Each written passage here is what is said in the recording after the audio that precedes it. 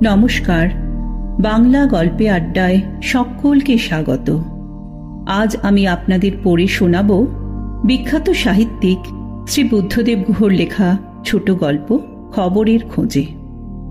ভালো লাগলে এই চ্যানেলটি সাবস্ক্রাইব করার অনুরোধ রইল, তাহলে কোনো নতুন গল্প নিয়ে আসলেই আপনাদের কাছে সেটি পৌঁছে যাবে। শুরু করছি বুদ্ধদেব গুহ রচিত ছোট গল্প খবরের খোঁজে। নিউজ এডিটর শহরের বাইরে, খবরও তেমন নেই। রাজনৈতিক, অর্থনৈতিক, সামাজিক এমন কোনো খবরই নেই যা দিয়ে পাতা ভরানো যায়। আমি একজন সামান্য রিপোর্টার। জাহাজের খবরে আদার ব্যাপারে প্রয়োজন নেই। রিপোর্ট করার মতো কোনো খবর না থাকলে রিপোর্ট করার কথাই ওঠে না। খবর না থাকলে খবরের কাগজের সম্পাদক বোধহয় নিজে গলায় দড়ি দিয়ে আত্মহত্যা করেও খবর বানাতে রাজি থাকেন। আজ বহুদিন পর নাইট ডিউটি পড়েছে আমার। রাতের খাওয়া দাওয়া করে রাবারের বালিশটা পোর্টফোলিও ব্যাগের মধ্যে লুকিয়ে নিয়ে এসেছি। রাত 1-1:30 অবধি জেগে থেকে বালিশটা ফুলিয়ে নিয়ে ঘুম লাগাবো টেবিলের উপর। কানের কাছে টেলিপ্রিন্টারের শব্দটা ঝর্ণার শব্দের মতো মনে হবে। সেই ঘুমপাড়ানি শব্দে ঘুমিয়ে পড়ব। তেমন খবর থাকলে ঘুম থেকে তুলে দেওয়ার লোকের অভাব হবে না। নিচে গাড়ি তৈরি থাকে। ফটোগ্রাফার নবীনও ঘুমোবে। প্রয়োজন হলে দুজনের সঙ্গে সঙ্গে চলে যাব। সবে নিজের টেবিলে বসে একটা সিগারেট ধরিয়েছি, এমন সময় ফোনটা বাজল। মিলনের ডিউটি ছিল দমদম এয়ারপোর্টে সে রাতে। মিলন উত্তেজিত গলায় বলল, নরেশ, ফটোগ্রাফারকে নিয়ে শিগগির চলে আয়। বোয়িং 737 পেলি ল্যান্ডিং করবে আধ ঘন্টার মধ্যে। তাড়াতাড়ি উঠে দাঁড়াতে গিয়ে আমার কাবলি জুতোর একটা স্ট্র্যাপই ছিঁড়ে গেল। নবীন কার সঙ্গে যেন তন্ময় হয়ে কথা বলছিল। আমি ওকে জোরে চিমটি কাটলাম। তারপর দুজনে ঝড়ের বেগে লিফটের দিকে যেতে যেতে হঠাৎ মনে হলো খবরটা চিফ এডিটরকে জানানো দরকার। বেলি ল্যান্ডিং মানে ক্র্যাশও হতে পারে, হওয়ার সম্ভাবনাই বেশি। প্রথম পাতার হেডলাইনটা কাল কেমন দেখাবে তা ফোন করতে করতে চোখের সামনে ভেসে উঠল। নিহত শত, দমদমে বিমান দুর্ঘটনা, কালো বর্ডার দিয়ে বোল্ড টাইপে। চিফ এডিটর খেতে বসেছিলেন। খবর শুনে দারুণ খুশি হলেন। বললেন, বলো কি হে, শিগগির যাও। আমি আর নবীন লিফট দিয়ে নামতে নামতে ভাবলাম, এতক্ষণে চিফ এডিটর টাইপ সেট করে রাখতে নির্দেশ দিলেন। কোথায় নিহতদের নামের লিস্ট যাবে, কোথায় স্টাফ রিপোর্টারের প্রত্যক্ষদর্শীর বিবরণ। আমার নাম প্রথম পাতায় ছাপা হবে কাল। বড়বাজারে ষাঁড় বুতনোর খবর দিয়ে আমার রিপোর্টার হিসেবে ইমেজটাই নষ্ট হয়ে যেতে বসেছিল। গজেন বোসের উপর এবার এক হাত নেওয়া যাবে। লিফটে নামতে নামতে কল্পনায় দেখতে পাচ্ছিলাম chief reporter, assistant news editor সকলে এতক্ষণে কনফারেন্সে বসে গেছেন। দমদমে পৌঁছে দেখি অনেক লোক। অত রাতে ইন্ডিয়ান এয়ারলাইন্সের কোনো ফ্লাইট সচরাচর থাকে না। বোম্বের ফ্লাইটটা এমনিতেই ডিলেট ছিল। যখন প্লেনটা নিচে নামবে, প্যাসেঞ্জারদের সিট বেল্ট বাঁধতে বলে ধূমপান করতে নিষেধ করে পাইলট উচ্চতা থেকে নামিয়ে আনছে প্লেনটাকে। হঠাৎ দেখা গেল চাকা খুলছে না। পাইলট অগত্যা প্লেন আবার উপরে নিয়ে গিয়ে নানা রকম চেষ্টা করতে লাগলেন চাকা নামাবার, কিন্তু নিষ্ফল। অনেক তেল ছিল প্লেনে। যখন পাইলট কন্ট্রোলের সঙ্গে কথা বলে বেলি ল্যান্ডিং এর ডিসিশন নিলেন, তখন নিচে হই হই পড়ে গেল। ইন্ডিয়ান এয়ারলাইন্সের বড় কর্তারা, সিভিল অ্যাভিয়েশন ডিপার্টমেন্টের ওমরা চোমরারা, পুলিশ, ফায়ার ব্রিগেড, কিছু প্যাসেঞ্জারদের আত্মীয় স্বজনও এসে গেছেন খবর পেয়ে। প্লেনটা প্রায় 45 মিনিট হলো উপরে ঘুরছে চক্রাকারে, তেল ফুরোবার জন্যে। তেল থাকলে বেলি ল্যান্ডিং করা যায় না। তেল ফুরিয়ে নামলেও আগুন লেগে যাবার সম্ভাবনা এবং প্লেন ভেঙে যাওয়ার সম্ভাবনা থাকেই। তবুও যতক্ষণ শ্বাস ততক্ষণ আশ। এক দম্পতি আমাদের পাশে দাঁড়িয়েছিলেন। 10 থেকে 3 বছর বয়সী তাদের 3টি ছেলে মেয়ে মামাবাড়িতে গরমের ছুটি কাটিয়ে ওই প্লেনে বোম্বে থেকে ফিরছিল।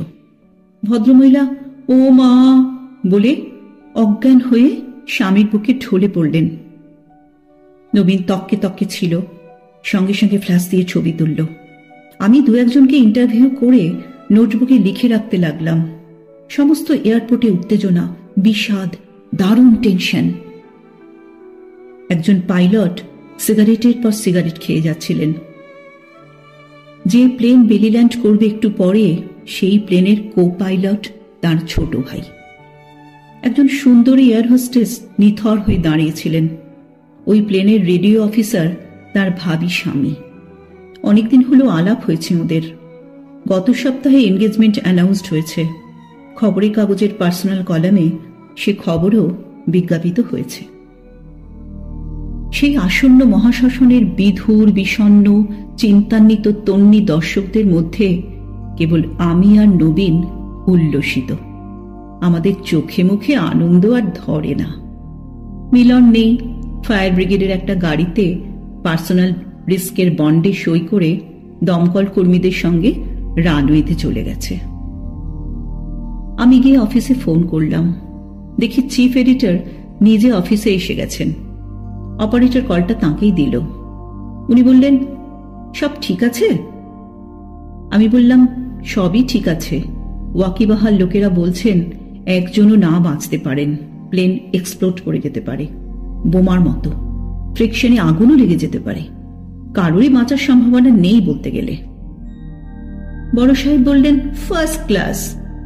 নবীন একা কভার করতে পারবে তো? এক্সপ্লোশন ও ক্রাশের দারুণ ছবি চাই। তোমাদের স্পেশাল রিওয়ার্ড দেব। এমন ভাবে পুরো ব্যাপারটা কভার করো রিপোর্টে এবং ফটোগ্রাফে, যেন ৩-৪ দিন এখন পাতা নিয়ে নিশ্চিন্ত থাকা যায়। এমন সময় নবীন ডাকলো, হারি আপ। আমি ঘটাং করে রিসিভার নামিয়ে দৌড়ে গেলাম বাইরে। রানওয়ের পশ্চিম দিক থেকে, মানে বারাসাতের দিক থেকে প্লেনটা আসছে। লম্বা লম্বা ডানার একদিকে লাল, অন্যদিকে নীল আলোটা দেখা যাচ্ছে। হেডলাইটটা জ্বালানো। মনে হলো কেবিনের সমস্ত আলোগুলো নিভিয়ে দেওয়া হয়েছে। প্লেনটা যেন এগোচ্ছেই না, যেন প্রাগৈতিহাসিক কাল থেকে প্লেনটা এই দমদমের টার্ম্যাকে নামার জন্যে হাওয়ায় ভাসছে। অফিসাররা সকলে তাকিয়ে আছেন। এয়ারপোর্টের ক্রুরা অনেকে মুখ নামিয়ে আছেন। Captain, co pilot, radio officer, flight পার্সাররা, স্টুয়ার্ডেসরা সকলে কত পরিচিত। কত হাসি, গল্প, মজা, একসঙ্গে খাওয়া, আড্ডা মারা। একজন বৃদ্ধ ভদ্রলোক হাউ হাউ করে কেঁদে উঠলেন। তার একমাত্র ছেলে ওই প্লেনে আছেন। ছেলে কলকাতার মার্কেন্টাইল ফার্মে বড় চাকরি করেন। কাজে বম্বে গেছিলেন আজই সকালে। রাতে ফিরে এসে কই মাছের ঝোল দিয়ে ভাত খাবেন বলে গেছিলেন তার মাকে। প্লেনটা আসছে, আসছে, এগিয়ে আসছে। তারপর অনেক নেমে এলো, নেমে গেছে। মাটি ছুঁই ছুঁই, মাটি ছুঁলো। একটা প্রচন্ড শব্দ হলো। মনে হলো যেন বিশ্ব ব্রহ্মাণ্ড গুঁড়িয়ে গেল। আগুনের ফুলকি ছড়াতে ছড়াতে প্লেনটা বুকে ঘষে এগিয়ে যেতে লাগলো। দমকলের গাড়িগুলো প্লেনটা নামার আগেই সমস্ত রানওয়ে আগুন নিবনো ফেনায় ভিজিয়ে দিয়ে রানওয়ের পশ্চিম প্রান্তে গিয়ে দাঁড়িয়েছিল। ওরা এতক্ষণে প্লেনটার দুপাশে চলে গেছে। ফোম স্প্রে করছে, কিন্তু আগুনের ফুলকি ছুটছে লক্ষ্য তারাবাজির মতন। কিন্তু ও কি, অনেক দূর বুক ঘষে গিয়ে প্রচন্ড শব্দের মধ্যে প্লেনটা একসময় থেমে গেল। বোমার মতো এক্সপ্লোড করল না। তীব্র আগুনের ঝলক উঠল না। লেলিহান আগুনের শিখা লাফিয়ে উঠল না অন্ধকার আকাশে। আমার মনে হলো এই নিস্তব্ধ মুহূর্তের পরই ফেটে যাবে প্লেনটা। আগুনের শিখা লক লক করে উঠবে উপরে। সমবেত 1000 স্তব্ধ প্রতীক্ষমান নারী পুরুষ হো করে একসঙ্গে চিৎকার করে উঠল। পুলিশ ঘিরে থাকলো সকলকে। জোরে ছুটে গেল সিঁড়ি বাওয়া ছোট ছোট গাড়িগুলো। কন্ট্রোল টাওয়ার থেকে এবং অন্যান্য জায়গা থেকে সার্চ লাইটগুলো সব রানওয়ের দিকে কারা যেন ঘুরিয়ে দিল। হেডলাইট জ্বালিয়ে বড় বড় বাসগুলো সব ছুটে গেল। ভিড়ের মধ্যে থেকে আবারও কান্না শোনা গেল, আনন্দের কান্না। আমার নিজের চোখকে বিশ্বাস হলো না। এমার্জেন্সি এক্সিট দিয়ে, প্লেনের দরজা দিয়ে মানুষ বেরিয়ে আসতে লাগলো। ফায়ার ব্রিগেডের গাড়িগুলো তখনও ফেনা স্প্রে করে চলেছিল।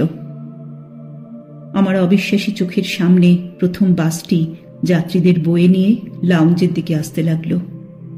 কিছুই হলো না, আগুন লাগলো না, এক্সপ্লোশন হলো না। একজন বড় অফিসার যেন কাকে বলছিলেন যে এই পাইলট ও কো পাইলটকে স্পেশাল অ্যাওয়ার্ড দেওয়া হবে। পরক্ষণে যা মহাশ্মশান হতে পারত তা আনন্দমেলা হয়ে উঠল।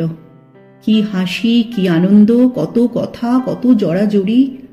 সকলেই হাসছে, প্রত্যেকেই খুশি। কে যে কি করবে ভেবে পাচ্ছে না। নবীন আমার দিকে তাকালো, আমি ওর দিকে। তারপর টেলিফোন বুথে এসে ডায়াল ঘোরালাম আমি। চিফ এডিটর, রাত তখন 12টা, অত্যন্ত উৎসাহিত গলায় বললেন, ইয়েস বলছি, দেরি করছো কেন? নাম্বার অফ ক্যাজুয়ালিটি কজন? মরল কজন? না, আমি রিপিট করলাম, একজনও না, সকলেই বেঁচে আছে। What, you useless chaps! আগুন জ্বলল, বোমা ফাটল, কিন্তু সবই আমাদের অফিসে। দমদমে কিছুই হলো না। নবীন ক্যামেরাটা কাঁধে ফেলে বলল, ওরা বেঁচে গেল, কিন্তু সব কেঁচে গেল। তারপর বলল, চল চা খেয়ে ফিরে যাই, জিভটা তেঁতো তেঁতো লাগছে। আমাদের দুজনের বিষণ্ণ হতাশ মুখ দেখে একজন কর্মকর্তা হঠাৎ থমকে দাঁড়িয়ে পড়ে বললেন, আপনাদের সঙ্গে আপনাদের আত্মীয়দের দেখা হয়নি বুঝি? আসুন আসুন, আমার সঙ্গে আসুন, আমি নিয়ে যাচ্ছি আপনাদের। যা ভিড়। তারপর আমাদের আশ্বস্ত করে বললেন, everyone is safe, we are so happy. ভদ্রলোক আমাদের নিয়ে যাবেনই। উনি এগিয়ে যেতেই ভিড়ের মধ্যে ইচ্ছা করে হারিয়ে গিয়ে আমি আর নবীন চোরের মতো দুঃখী মুখে বাইরের গেটের দিকে এগোলাম।